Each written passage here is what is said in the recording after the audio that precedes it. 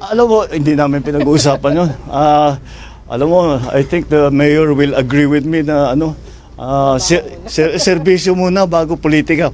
The most political thing that we did today, I wore my pink socks. My pink socks in honor of Mayor Lenny. Sabi po kasi na No, we have been planning this for a few months already.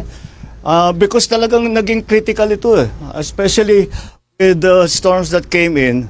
Then I already instructed Sec Vince and Sec Ping to look at the situation here.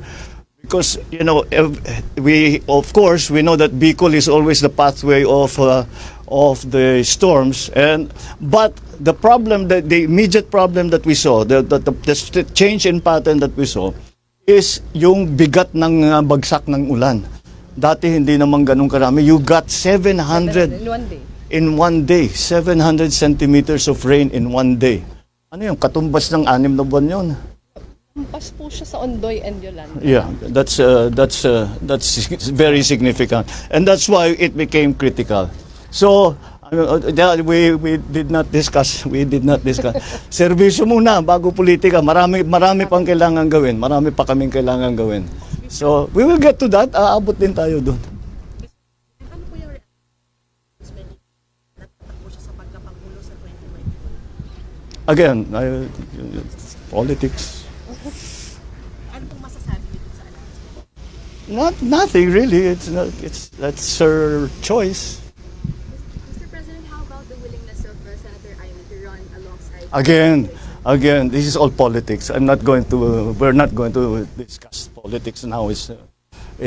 We are talking. What we are here for is to try and find solutions to this very important problem, very critical problem that we have not only here in Naga City but also in Kamsur, and for that matter, for the whole of Bicol. That's what we are concentrating on. Can we expect collaboration in the future after this visit kahit hindi politics? We don't change. Whatever kung sinong, it's not only here kung sino ang nangangailangan ng tulong, the national government is here to help. So as you know, I came from local government, kaya I have great sympathy for the situations of local government, the different constituencies, the cities, the provinces, the towns, the municipalities. Kaya whoever comes to us for help, we will do what we can to help. There is not an increase, there is not a decrease, it's not political, it's only because it depends on the need. And that's why we are here today. All right? Sige.